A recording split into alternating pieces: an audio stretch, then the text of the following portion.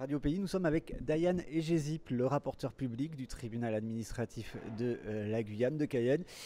Dayan Egezip, c'est le TA justement qui organise ce colloque aujourd'hui. Qu'est-ce qu'il faut retenir justement de cette urgence sanitaire, cet état d'urgence sanitaire et des libertés, des atteintes aux libertés publiques et également du fonctionnement démocratique ou pas qu'on a pu rencontrer lors de ces 2 dernières années ici en Guyane et un peu partout finalement sur le territoire?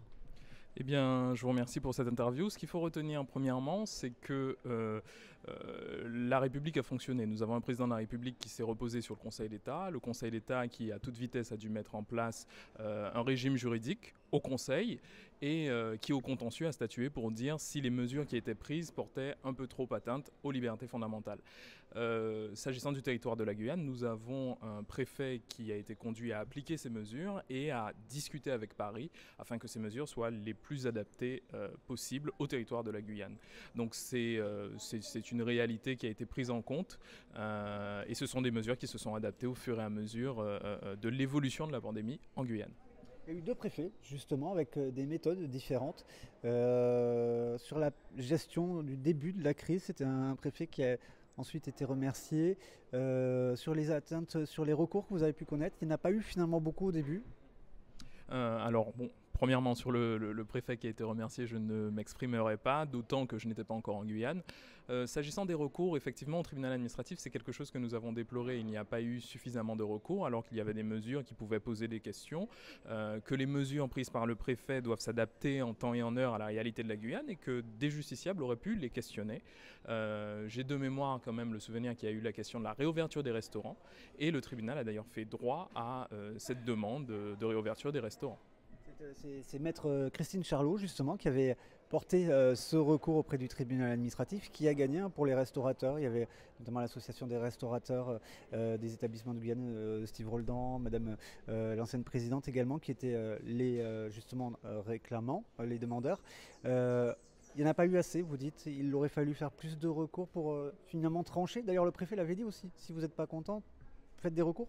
Oui, tout à fait, mais je pense que chez nous, je parle de la Guadeloupe, je parle de la Guyane et la Martinique, il y a une forme de, peut-être de fatalité, un refus d'entrer en conflit juridique avec l'État, peut-être la crainte aussi du coût d'un procès, et donc les gens s'adaptent ou les gens, malheureusement, ne respectent pas, font autrement.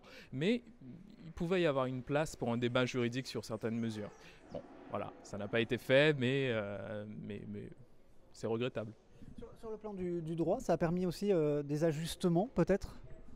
Sur le plan du droit, alors étant donné qu'il y a eu peu de recours en Guyane, c'est plutôt au niveau national. Sur le plan du droit, les mesures qui ont été prises par l'État, le Conseil d'État statuant en contentieux, a été conduit à les corriger. Si je prends par exemple une seule mesure, au début, les justiciables pouvaient se déplacer sur 1 km, j'ai le souvenir, et certains Français se sont fait verbaliser parce qu'ils faisaient ce déplacement à vélo. Il a fallu que le juge administratif intervienne pour dire que le déplacement pouvait tout à fait se faire à vélo.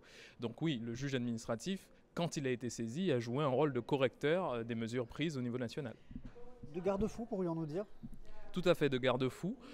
Simplement, le juge administratif a pour mission à la fois de préserver les droits et libertés des administrés, mais de s'assurer aussi que l'administration puisse accomplir sa mission, qui est la poursuite de l'intérêt général.